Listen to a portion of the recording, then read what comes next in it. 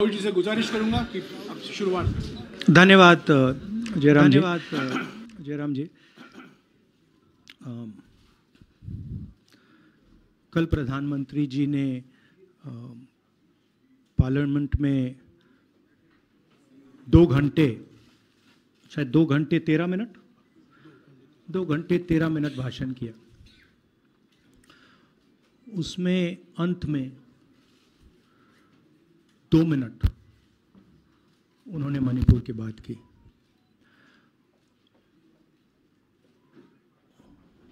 मणिपुर में महीनों से आग लगी हुई है, लोग मारे जा रहे हैं, बलात्कार हो रहा है, बच्चों को मारा जा रहा है। और अगर आपने देखा होगा कल, तो प्रधानमंत्री हंस हंस के बोल रहे थे, मुस्कुरा रहे थे, जोक्स क्रैक कर रहे थे, हंस रहे थे। ये उनको शोभा नहीं देता है। हिंदुस्तान का प्रधानमंत्री, अगर इस देश में हिंसा हो रही है, दर्द हो रहा है, हिंदुस्तान के प्रधानमंत्री को 2 घंटे मजाक नहीं उड़ाना चाहिए। विषय कांग्रेस नहीं था, विषय मैं नहीं था, विषय मणिपुर है। मणिपुर में क्या हो रहा है और उसको एकदम क्यों नहीं रोका जा रहा है, ये विषय है। मैं आपको अपना एक्सपीरियंस देता हूं, जो मैंने शायद अभी तक बोला नहीं, शायद पहले बोल देना था। मैं अब तकरीबन 19 साल से राजनीति में हूं और मैं हर स्टेट में गया हूं। बाढ़ आए, तूफान आए, सुनामी आई थी, हिंसा होती है, हम जाते हैं।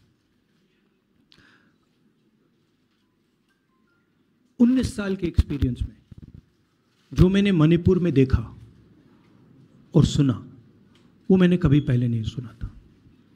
मैंने पार्लियामेंट में बोला कि प्रधानमंत्री जी ने, अमित शाह जी ने भारत माता की हत्या की है, मणिपुर में भारत को खत्म कर दिया है। मैंने ऐसे नहीं बोला था, ये खोखले शब्द नहीं है। मैं आपको समझाता हूं मैंने ये बात बोली क्यों। जब हम मणिपुर पहुंचे, हम लैंड किए, हमें मणिपुर में दौरा करना था। जब हम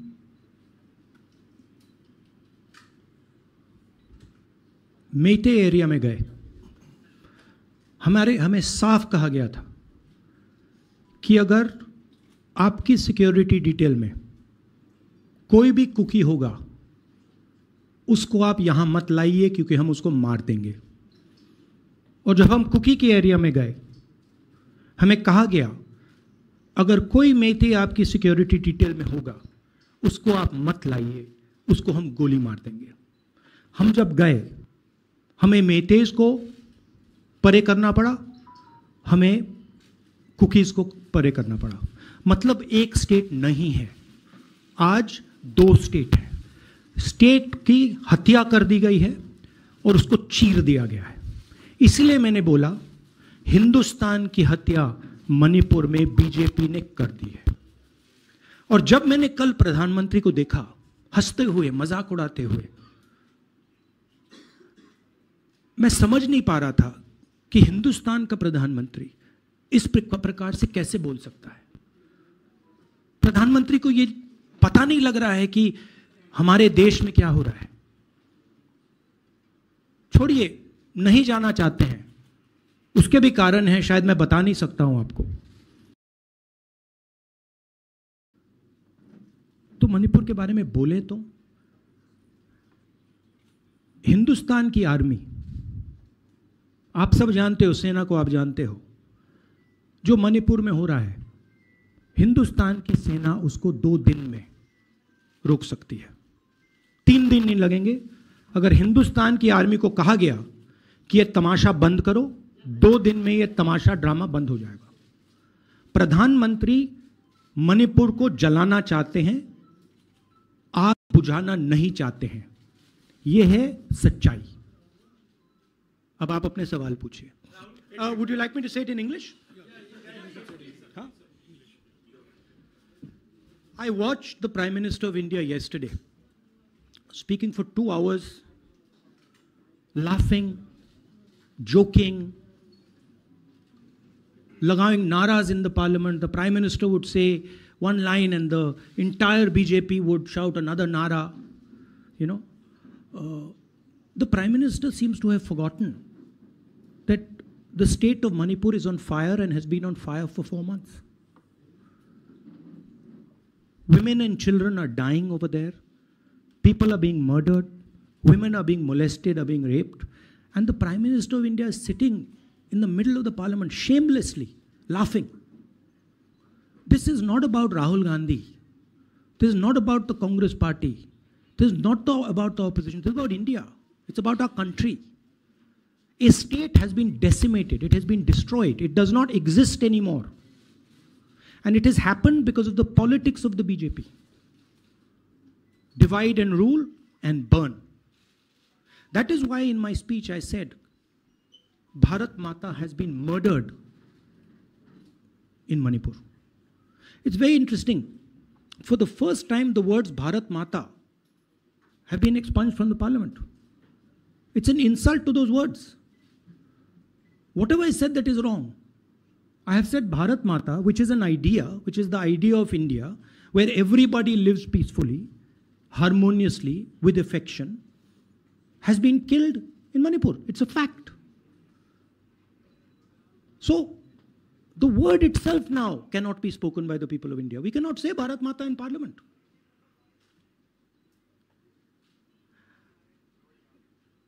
I want to tell you about my own personal experience of Manipur.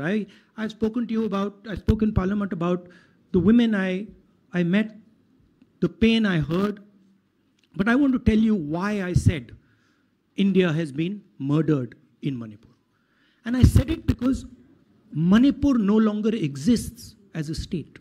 A state requires control. A state requires authority. That is disappeared in Manipur. It does not exist. And I saw this with my own eyes. When we went to Manipur, when we went to the Meitei area, we were categorically told that please ensure, we want you to come, we love you, but please ensure that if there are any cookies in your security detail, they do not come into our area or we will shoot them. When I went into the cookie area, we were told the same thing. We love you, we want you to come. But please make sure, if there are any Meiteis in your security detail, we will shoot them. Do not bring them here. Before going to the Meitei area, we had to remove all cookies from our security detail. Before going to the cookie area, we had to remove all Meiteis from our security detail. When we went there, the security forces, central security forces, told us we have never seen anything like this. We were told it is completely outside our control. Okay? That is why I said Manipur has been murdered by the BJP and the idea of India has been murdered by the BJP in Manipur. I was not speaking metaphorically. I was speaking literally. Now, the Indian Army, it will take the Indian Army 2 days to put an end to the nonsense that is going on in Manipur. The Prime Minister refuses to stop the fire. He wants Manipur to burn. He allows Manipur to burn. Because if he did want it to stop, there are tools in the hands of the Indian government that can stop it immediately. I know. I have full faith in our army. I know. And every Indian citizen knows that if the Indian army is told, please put an end to this, it will stop immediately. There are reasons for the PM not being able to go to Manipur. I'm aware of those reasons. I don't want to say them publicly. But there are clear reasons as to why the Prime Minister is not going there. That is why we wanted the Prime Minister to speak in Parliament. That is why we wanted Manipur to be on the agenda in Parliament. And what did the Prime Minister do? He ridiculed the state. He ridiculed the women of the state. He laughed at the women of the state. That's the truth. Now please ask your questions. Sanjeev, mic dena yaar. Finally, I just want to say one thing again in English. See, the Prime Minister, when he becomes Prime Minister, he ceases to be a politician. He becomes the representative of the voice of this country. The politics should be put aside. And the Prime Minister should speak not as a petty politician, as the leader of a political party, but the Prime Minister should speak with the weight of the Indian people behind him. And it's tragic to watch Mr. Narendra Modi. It's sad, because the Prime Minister does not understand what he actually is. He is our representative. He's my representative. He's all our representative. And watching the Prime Minister spend 2 hours talking about the Congress, talking about the opposition, making ridiculous remarks about the name, this really does not do justice to an Indian Prime Minister. I've seen Prime Ministers from the Congress party, I've seen Prime Ministers from the BJP, I've seen Mr. Vajpayee, I've seen Mr. Dev Gowda. None of them have ever done this. There's a complete misunderstanding in the mind of Narendra Modi ji about what the Prime Minister of India is. Rahul ji, you wanted the Prime Minister to speak in Parliament, and now that he's spoken, and you've said that he wants Manipur to continue to burn. So what is the Congress Party's next step to retrieve Manipur and save it? The only conclusion I can draw, because the Prime Minister has tools in his hand that can stamp out the fire in Manipur certainly within 3 or 4 days. But for some reason, he's refusing to use those tools. Right? The Prime Minister could at least go to Manipur, talk to the communities, and say, I'm your Prime Minister. Let's start talking. It will be taken seriously. So I don't see any intention. Rahul ji कल ये भी प्रधानमंत्री ने अपने भाषण में कहा कि 2018 में ये लेके आए थे, 2023 में विश्वास प्रस्ताव लेके आए और 2023 में भी लाएंगे। तो एक तरीके से उन्होंने साफ तौर पर ये कह दिया कि मैं तो हमारी सरकार अगली बार भी बन रही है।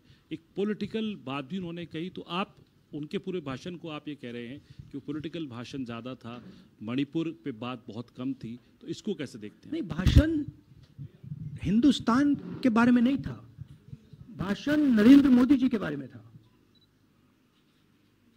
वो अपनी राय, अपनी राजनीति, अपने एम्बिशंस वो आपको दे रहे थे। सवाल ये नहीं है कि नरेंद्र मोदी जी 24 में प्रधानमंत्री बनेंगे या नहीं। सवाल ये है कि मणिपुर जल रहा है, महिलाओं का बलात्कार हो रहा है, लोग मारे जा रहे हैं। सवाल ये है, अगर ये प्रधानमंत्री कहना चाहते हैं तो ये पब्लिक मीटिंग में कहें। मजाक बनाना चाहते हैं तो जब मणिपुर नहीं चल रहा है तो करें। बट प्रधानमंत्री को ये समझ आनी चाहिए, बात समझ आनी चाहिए कि पार्लियामेंट में जो चर्चा हो रही थी वो उनके बारे में नहीं थी, वो मणिपुर के बारे में थी। सर नमस्कार। कल प्रधानमंत्री ने बार बार कांग्रेस का नाम लिया और ये आरोप लगाया कि नॉर्थ ईस्ट और मणिपुर की सारी समस्याओं के लिए कांग्रेस जिम्मेदार है। आप क्या जवाब देंगे? नहीं, अभी मैंने बोला ना, वही तो जवाब है। मुझे प्रधानमंत्री को जवाब देने की जरूरत नहीं है। मैं सिर्फ ये कह रहा हूं कि एक स्टेट की हत्या की गई है, भारत माता की हत्या कर दी गई है मणिपुर में। भारत माता की हत्या मणिपुर में कर दी गई और प्रधानमंत्री लोकसभा में मजाक उड़ा रहे हैं, हंस रहे हैं, नारे लगवा रहे हैं। मुझे क्या जवाब देने की जरूरत है? राहुल विलास, मेरा सवाल ये, एक मिनट मोहित, ऑर्डर से please. Mr. Gandhi, you waxed eloquent. Rahul, आपने बोला कि प्रधानमंत्री ने बोला सदन में कि गृह मंत्री अमित शाह ने विस्तार से जवाब दे दिया। अमित शाह साहब ये कहते हैं कि मणिपुर के सीएम को हटाने की ज़रूरत इसलिए नहीं है क्योंकि उन्होंने हमारी पूरी बात सुनी और वो कभी भी कोई हमने डीजीपी चेंज किया, डीजीपी चेंज कर दिया, उन्होंने जो भी प्रशासनिक व्यवस्था हम चेंज करना चाहते थे, इसलिए मणिपुर सीएम को हटाने मणिपुर सीएम, जब मैं मणिपुर गया, मणिपुर सीएम ने जो मणिपुर में हजारों वेपन्स जो लूटे गए, वो मणिपुर सीएम के नीचे ही हुआ। तो क्या अमित शाह चाहते थे कि ये हजारों वेपन्स लूटे जाएं?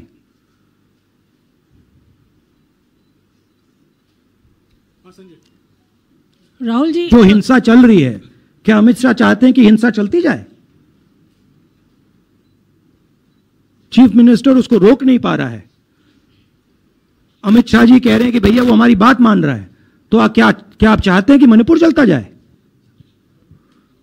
राहुल जी, एक संसद में एक नया ट्रेंड दिखाई दे रहा है कि कई सेशन से अपोजिशन के एमपीज या तो सस्पेंड हो रहे हैं या डिस्क्वालीफाई हो रहे हैं, या एक सेशन से ज़्यादा ये अपोजिशन के एमपीज का जो प्रिविलेज मोशन या प्रिविलेज रूल्स के तहत जो डिस्क्वालिफिकेशन हो रहा है या सस्पेंशन हो रहा है, इसका जो ट्रेंड बढ़ रहा है, इसको आप लोग कैसे एड्रेस करेंगे? आप देखिए, एमपीज को निकालें, वापस डालें, हमारा काम बदलता नहीं है।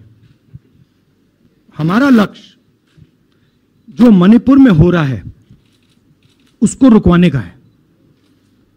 जो भी औजार हमारे हाथों में है, उस हिंसा को रुकवाने के लिए उनका हम प्रयोग कर रहे हैं और करेंगे।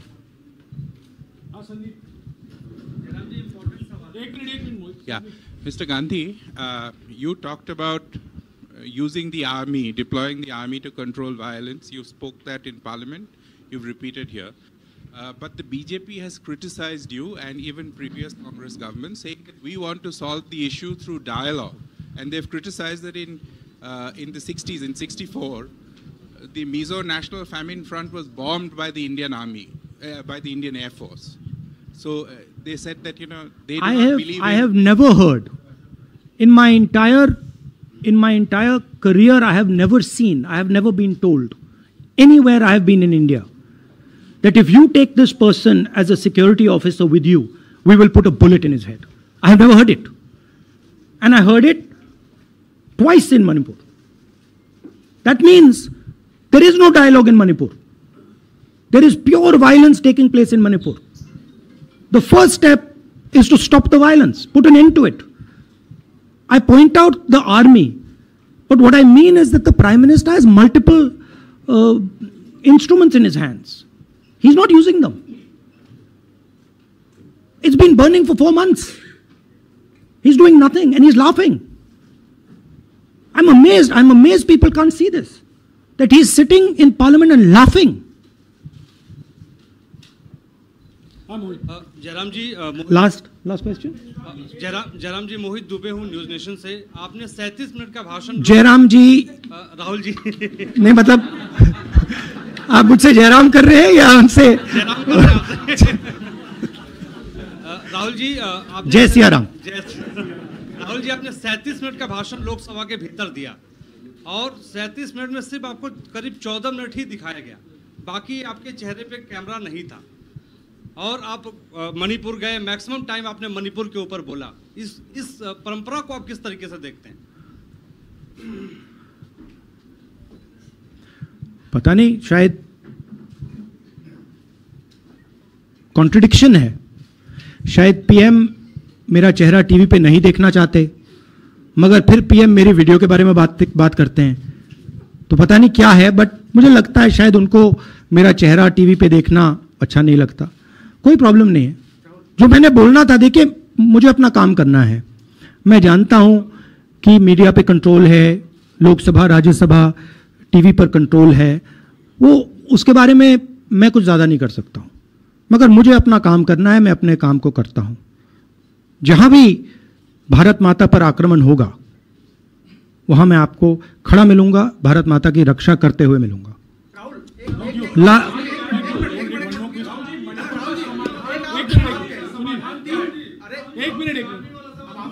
हाँ. Okay, last question, brother. The Supreme Court has already said what it has in terms of a constitutional breakdown, as well as now, you are asking for the army. Do you believe that Article 356 is the only way out? Or I'm not asking for anything. Please don't misunderstand. It is not my place to decide which tool the Prime Minister can use, which instrument he should use. I am pointing out that there are multiple instruments that the Prime Minister has at his disposal, and he is not using a single one. I'm pointing out that Manipur has been burning now for 4 months, and the Prime Minister is in a very good mood. He's sitting in Parliament, he's laughing, he's joking, his entire cabinet is in giggles. This to me seems completely insane. This has got to stop. India is burning in Manipur. The idea of India has been destroyed in Manipur. Let's rebuild it quickly. Thank you.